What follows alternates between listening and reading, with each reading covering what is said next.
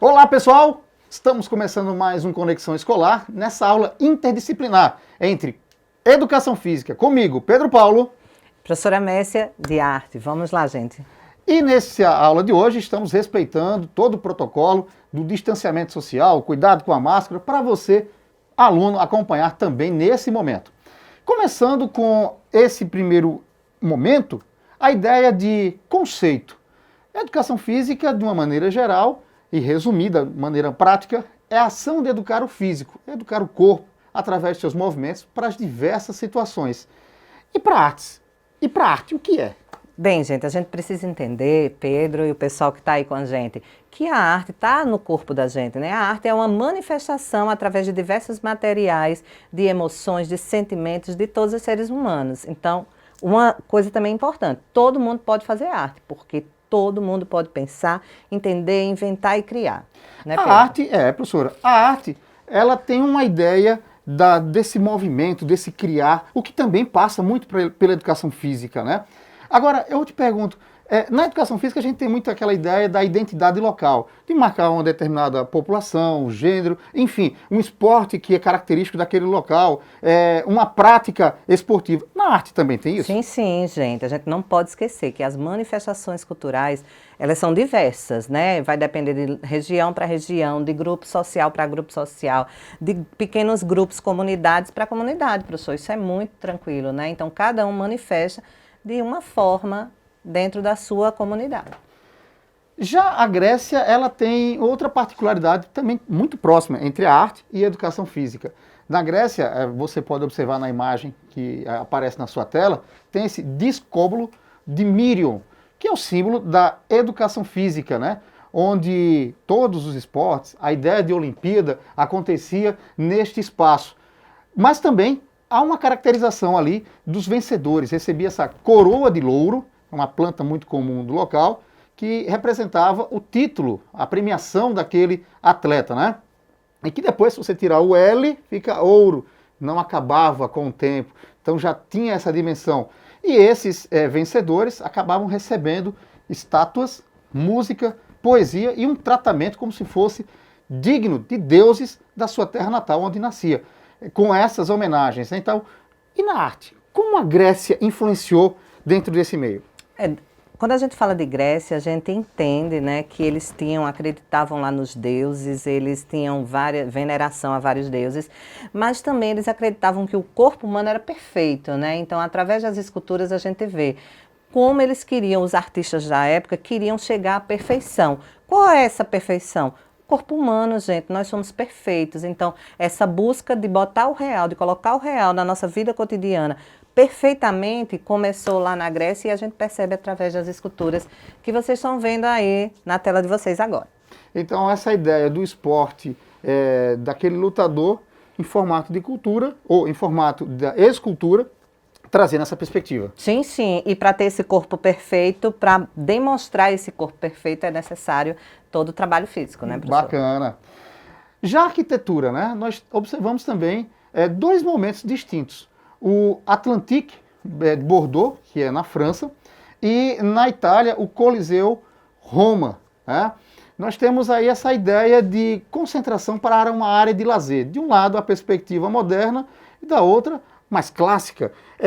Podemos ter até a noção assim, que o Coliseu, dentro da perspectiva da educação física, era um ambiente de lazer, um chamamento para concentração de pessoas. Mais de 45 mil pessoas no local, né? Aquela briga dos gladiadores, o confronto dos animais. Então, era um entretenimento. E na artes? Quando a gente pensa em arquitetura, gente, a gente pensa em construção, né? E aí remota essas construções lá do período pré-histórico, das cavernas, né? E a gente não vai estudar toda a história da arquitetura. Mas quando o homem pensou, professor, meu Deus, onde é que eu vou morar? Como é que eu vou me proteger? Vem chuva, vem vento, animais. Então eles começaram essa ideia de construir um local. Só que o homem, ele não se contenta só com isso, né? Ele quer deixar esse local bonito. Então, como eu vou fazer isso? Através dessas emoções. E quando eu coloco essas emoções em uma determinada estrutura, que no caso é a arquitetura, eu estou fazendo arte. As emoções são expressas naquela estrutura, né? Seja de pedra, seja de ferro, seja como for, né? Através de espelhos. E aí, dá uma olhadinha na tela de vocês agora. Vocês estão vendo duas esculturas, uma que data aí do período de 70 depois de Cristo e essa outra de 2013, né? Então a gente vê uma arquitetura moderna e uma arquitetura antiga. Então a própria estrutura você vê como é diferente, né? Na moderna você vê essa questão de quebrado, de pontas. E nessa mais antiga, no Coliseu, você vê circular, você vê também o teatro, o anfiteatro, o maior anfiteatro do mundo é o Coliseu, né? Então as pessoas apresentavam vários tipos de arte lá como forma de expressão e as pessoas que iam lá como apreciação, né? Então é isso aí. Vale a dica assistir o filme O Gladiador, viu? Pra Ai, entender gente, esse momento. não, é muito triste. Ah, mas aquele detalhe da batalha, Sim, professora. é bonito, mas é triste, tá? Já vai se ligando aí que vocês vão chorar um pouquinho. Para quem gosta de emoção, tá lá. No outro lado, nós estamos vendo aí o seguinte, o desenho esportivo, né? A ideia do desenho animado com o famoso Pateta, né, nas Olimpíadas, e também o Gibi, a revista em quadrinhos, dando essa perspectiva aí do Pateta nas Olimpíadas. É mais uma expressão artística através do desenho. Com certeza. Quando o homem percebe que ele consegue rabiscar em algum lugar, desenhar, porque você sabe, professor, se não sabe, vou lhe explicar agora. Vamos lá! Você pode desenhar até com um palitinho lá na areia. Então, você está desenhando, né? Então, o homem, ele começou a pensar que material ele usar, o que fazer. Então, aí surge, né, a pintura rupestre, existem vários tipos de desenhos, de pintura. E aí, a gente chegou aí, né, no desenho animado e no gibi, né?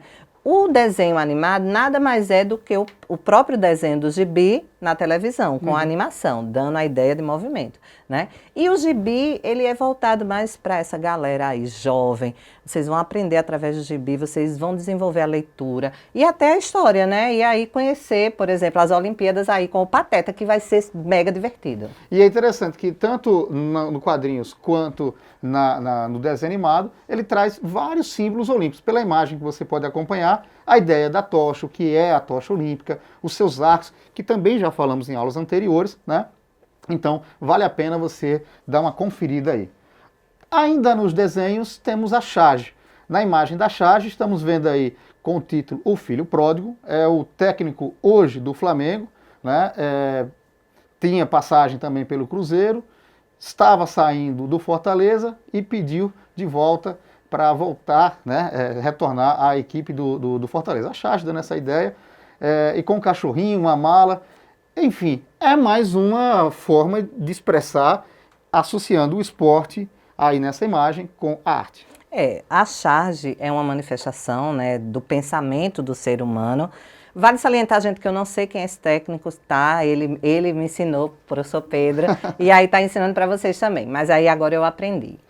E aí a charge, ela mostra uma situação, tá? Sempre quando vocês verem uma charge, vocês vão ver através de um desenho uma situação. E a caricatura, porque a charge, ela não existe, ou não tem muitas, a gente não vê, não é comum ter a charge, que é a situação, sem a caricatura. Se você ver, ele não tá aí bonitinho, normal, né? Pelo contrário, o que é que tem mais exagerado aí nele, professor? A testa, o nariz, que são as marcas dele. Isso, que são as características da pessoa. Então, se você quer fazer uma charge, exagera na característica mais visível da pessoa e aí vocês vão estar fazendo uma caricatura. E criando uma situação, vocês estão fazendo uma charge. Olha a minha caricatura aqui. Ai, gente, olha só. Teve essa ideia. Não foi uma caricatura ainda, porque tem que ser sua carinha lá. Mas a ideia é essa mesmo. Essa foi a ideia.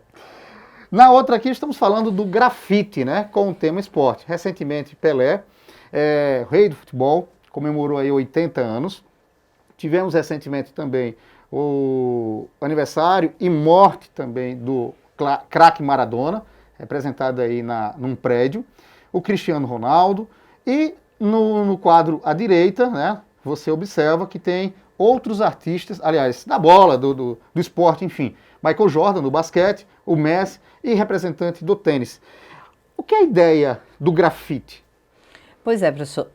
Você estava falando aí, eu pensando, a gente precisa primeiro entender o grafite como uma arte, tá? Isso é um ponto importante, grafite é arte. É diferente de pichação. É diferente totalmente. Certo. Ó, lembra aí, pichação que o professor lembrou agora, pichação é crime ambiental, tá lá na lei. Então, se é crime, a gente fica fora dessa, que não é muito legal, né? Mas aí, o que é interessante, você trouxe grafites bem modernos, né? Bem contemporâneos, que estão acontecendo agora, como a morte de Maradona. Então, é uma coisa recente. Quando essa coisa recente acontece, a gente entende como uma coisa contemporânea.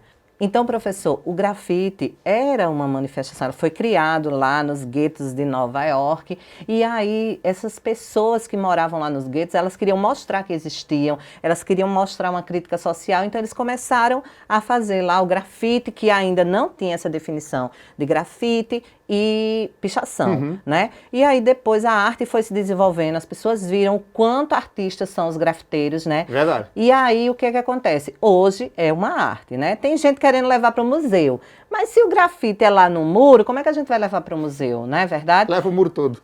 Pode ser, mas já aconteceu uma exposição desse tipo, professor. É mesmo?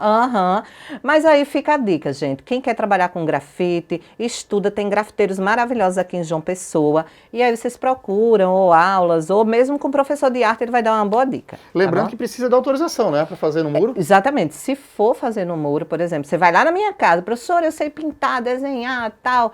Posso fazer um desenho no seu muro? Pode, Pedro. Vai lá, gente, faz um desenho bem massa no meu muro. Mas se você chegar à noite, vou fazer uma surpresa para a professora Messi, vou grafitar o muro dela, sem minha autorização. Quando eu acordar, que eu for olhar para o meu muro, ligo para a polícia e vou dizer, fizeram uma pichação.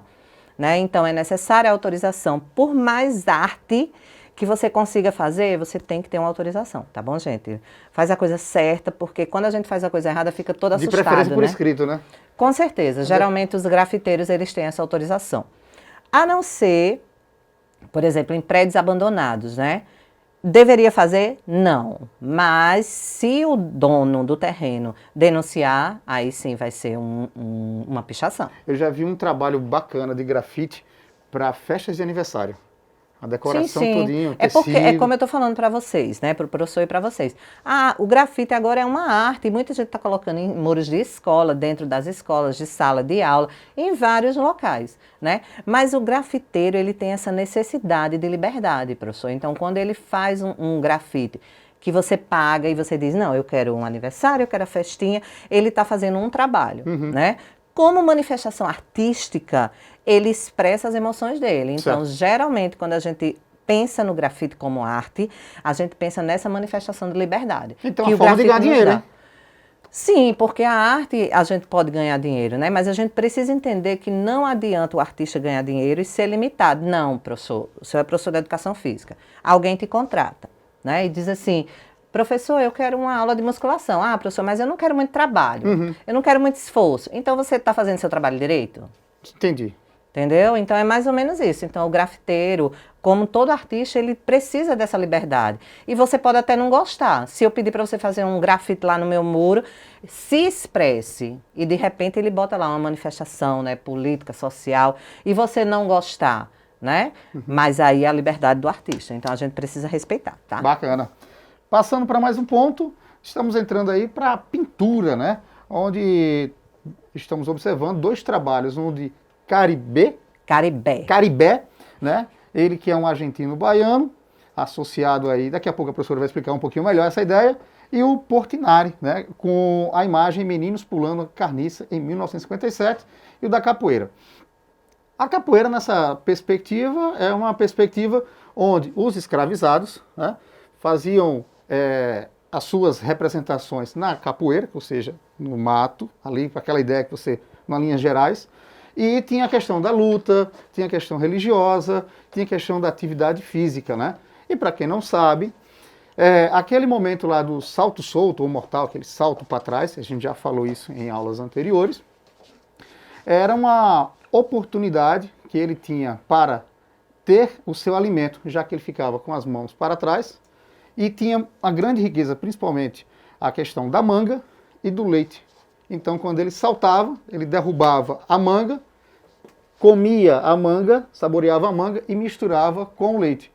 Como os senhores de engenho não queriam que eles tivessem alimentados para poder trabalhar e eles já estavam cheios. Ele dizia, tá doente agora porque tá com leite e manga na barriga, tá cheio, tá alimentado.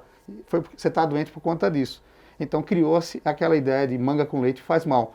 Mas também tinha outras perspectivas, né? Essa perspectiva aí de poder ter esse movimento mais livre, mais à vontade. Então a capoeira tem essa característica, principalmente aqui na região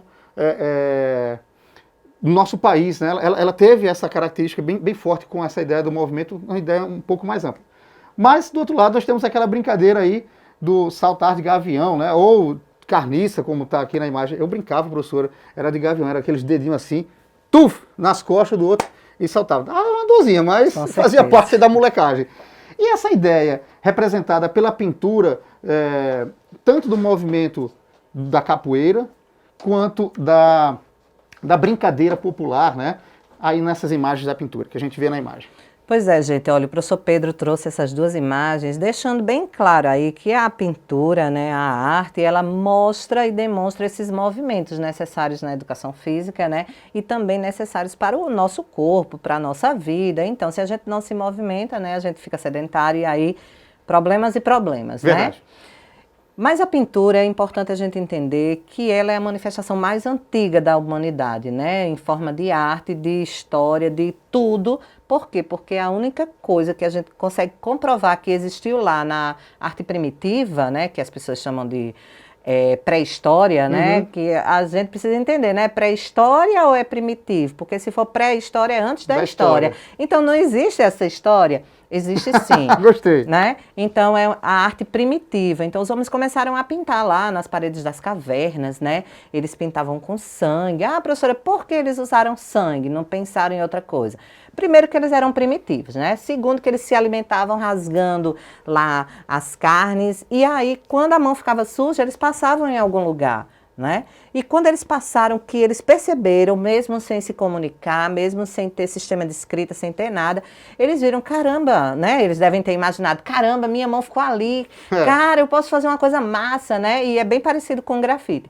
E aí os homens primitivos, alguns, né, que até alguns historiadores dizem que eles eram mágicos, porque, né, os artistas já eram valorizados desde a pré-história.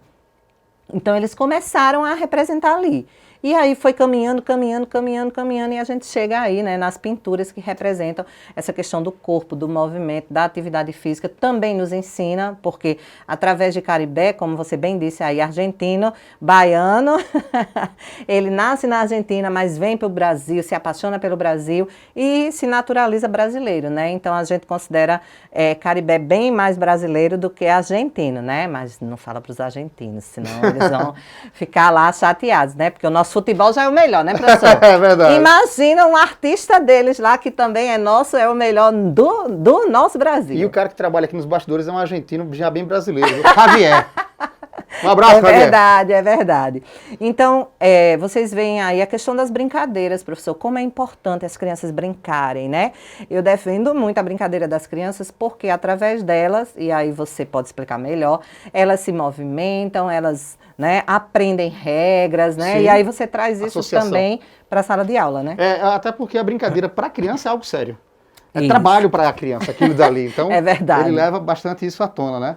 Mas é bacana essa ideia daí, da representação das cavernas para até os dias de hoje, que né? Também o homem, você sabia que os homens das cavernas, eles eram bem magrinhos, assim, eles tinham mais musculatura, né? Por que será, professor? Carregava muito peso, né? O que mais?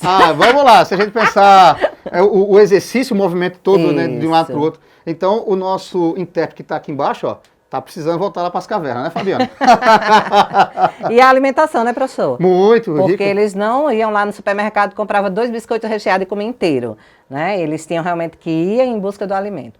Mas eu queria falar só um pouquinho, que eu acho que não pode passar despercebido, o nosso grande Portinari, tá, gente? Portinari, ele é um ícone da arte brasileira, professor. Inclusive, ele tem um painel, na verdade são 2 painéis, a gente fala um porque ele intitulou Guerra e Paz. Então, são 2 painéis que acabam se transformando em um. E lá você vê muito movimento de guerra, muitos, né, batalhadores preparados, também pessoas que não estão bem, porque a guerra não traz coisa boa, né? Mas Portinari quis fazer o que com isso? E está lá na sede da ONU, viu, nos Estados Unidos. Que bacana. Na Organização das Nações Unidas. Por quê? Para representar justamente essa não guerra, que a gente entenda através da imagem, que a gente não precisa de guerra e precisa de paz, né? Então, esse ícone aí da nossa arte brasileira, Portinari, ele traz muito bem isso pra gente. Me recordo muito do trabalho dele quando as bandeirinhas, né? Associa muito, aqui para quem mora no Nordeste, a questão do São João, aquelas coisas, né? Apesar de que tem uma riqueza imensa dos trabalhos dele, né? Várias coisas. Sim, sim. Agora você lembrou de outro artista, professor. Qual foi deles? Alfredo Volpi. Ele Volpi? é o artista das bandeirinhas, tá? Então, o Volpi, ele confunde um pouquinho porque a técnica de pintura é parecida, né? A técnica de pincelada. Mas Volpi, Alfredo Volpi é o artista das bandeirinhas. Corrigido aí. Não vou errar mais.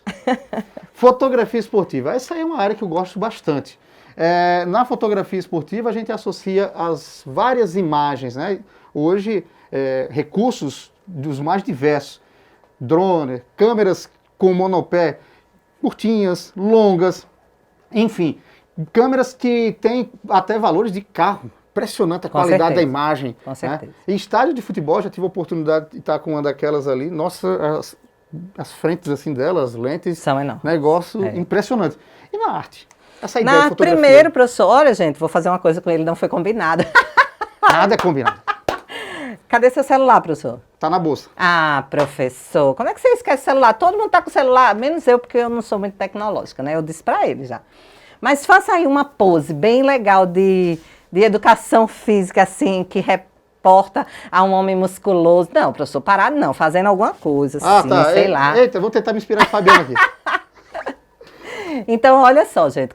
Vai, professor, tem que congelar. Gente, ele tá vermelho, não liga não. Vai lá, professor, congela a imagem. Parou? Isso. Agora faz uma imagem aí correndo. Não, parar. Isso. Então, olha só, quando eu olho pro professor, eu tenho a impressão de que ele tá parado ou que ele tá correndo. Agora corre, professor. Obrigada, foi ótimo, não foi? Não foi pra nada isso, foi, tô brincando.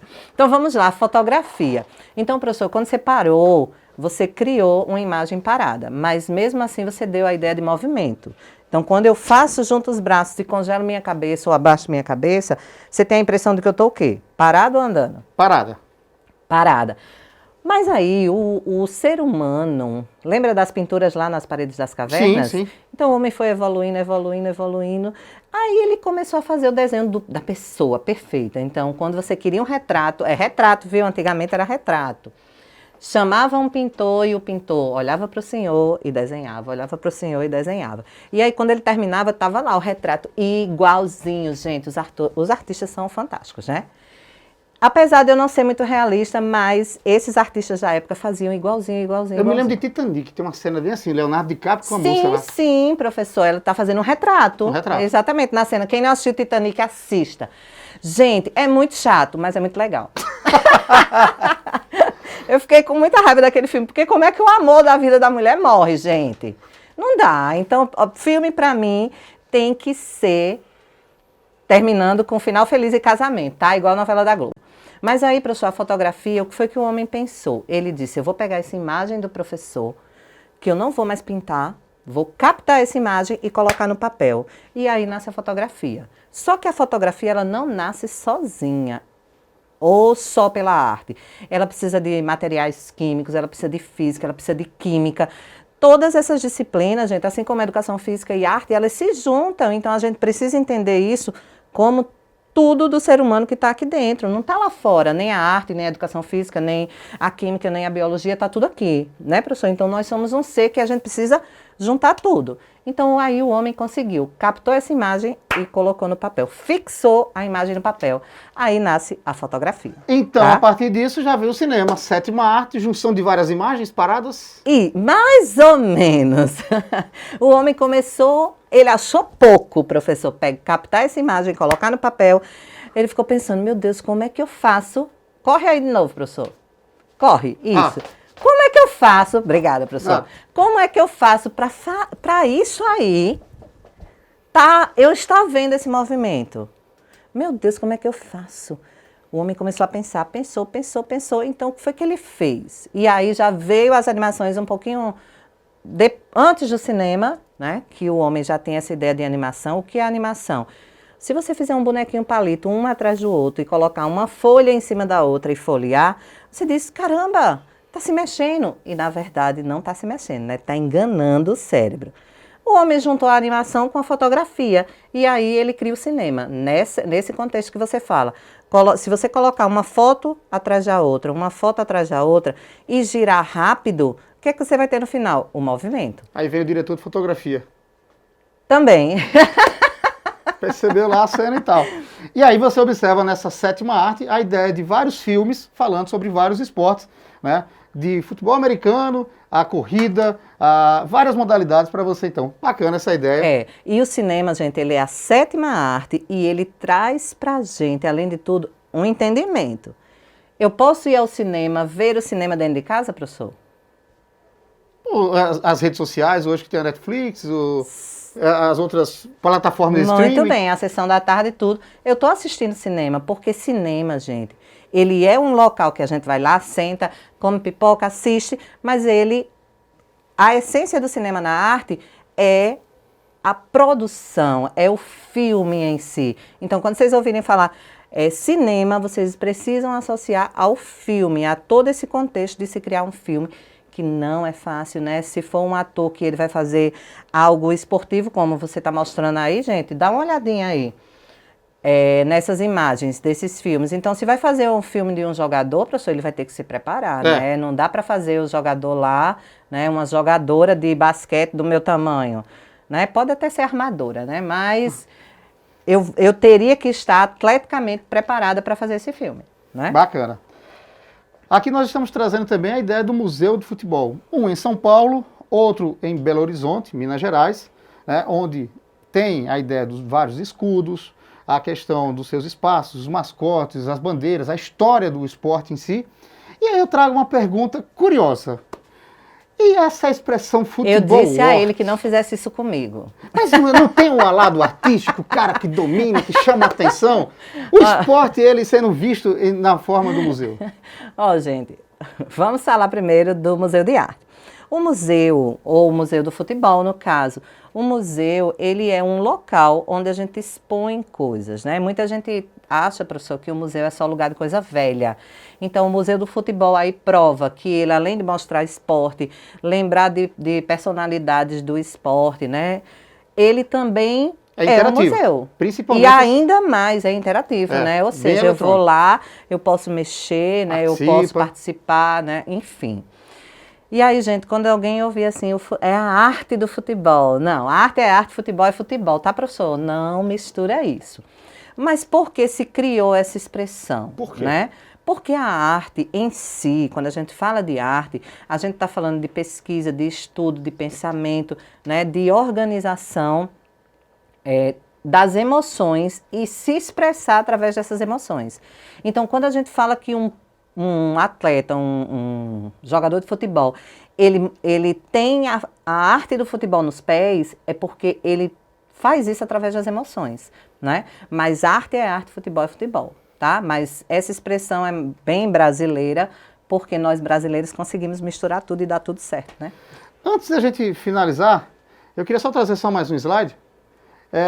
Essa ideia aí de teatro e seus jogos teatrais, de maneira até bem mais objetiva, prática, né?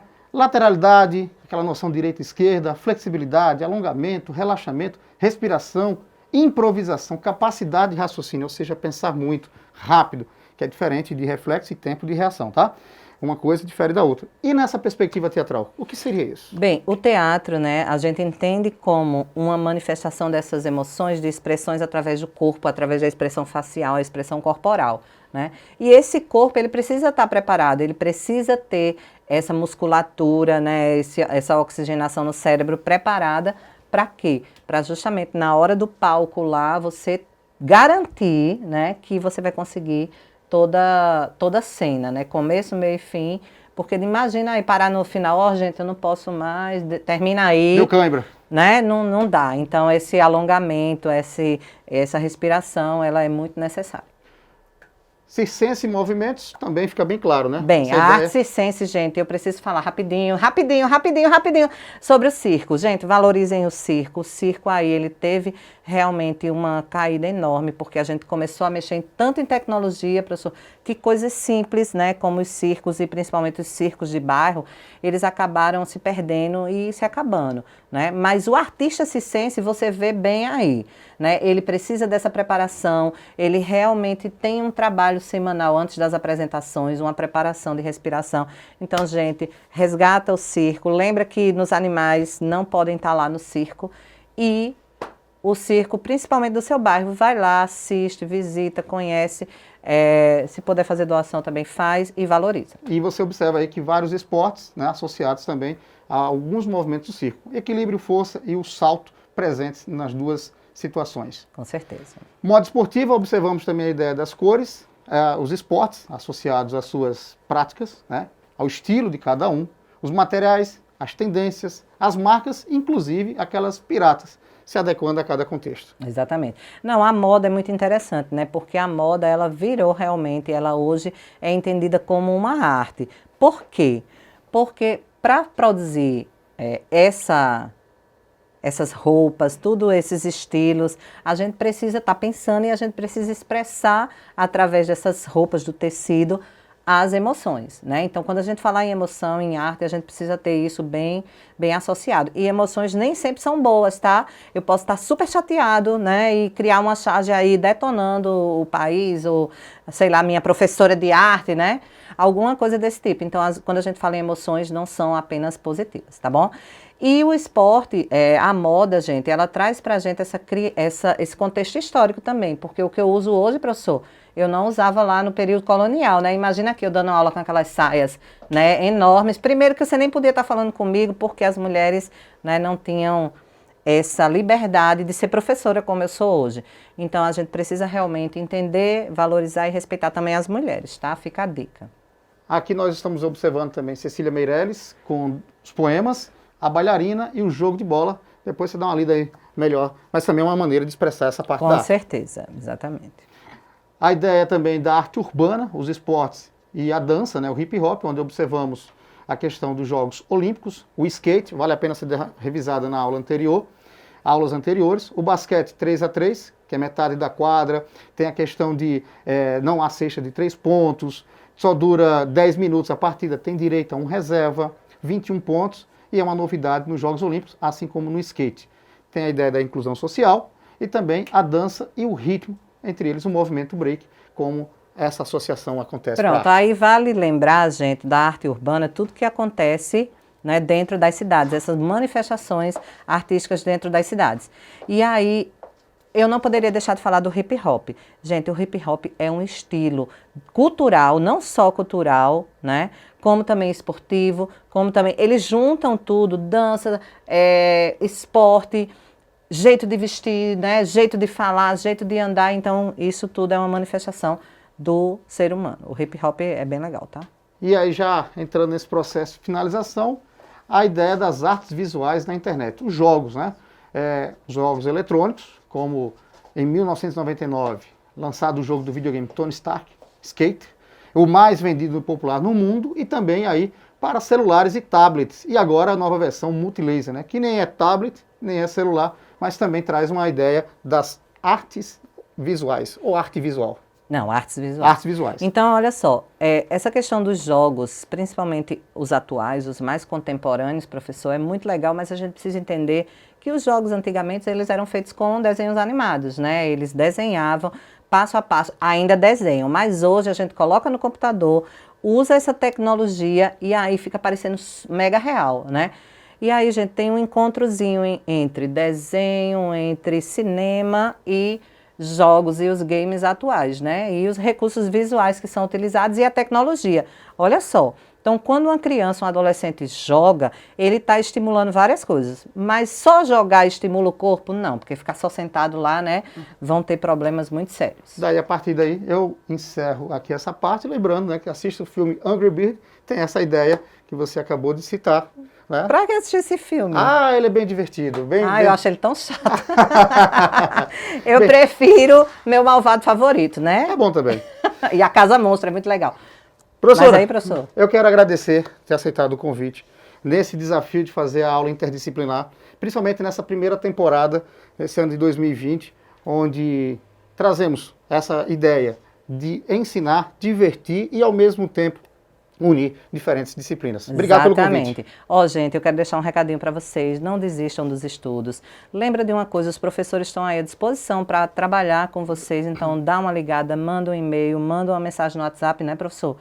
E eu quero, só para finalizar, dizer que vocês, ó, eu vim com essa camisa especialmente para vocês. Para você também, professor. Muito obrigado. Vocês são inspiradores, tá? Então, vocês conseguem fazer com que nós, professores, persistimos, caminhemos e estamos aqui para ajudar vocês, tá bom? Então não desiste da gente, que a gente não tá nem um pouco afim de desistir de vocês. Obrigado, pessoal, que trabalhou nesse projeto, dos cinegrafistas que passaram por aqui, o pessoal de intérprete, os professores, a turma dos bastidores aqui da TV Câmara e a você que acompanhou na TV e na internet. E principalmente compartilhou, deu aquele like, enfim, a todos vocês, aos alunos, muito obrigado. A vocês, familiares e amigos deles, e até mesmo aquela turma que está estudando para os concursos, o vestibular, o Enem, enfim, através dessas aulas. Muito obrigado, a gente espera se encontrar numa próxima oportunidade. A todos vocês, um abraço e bola para frente.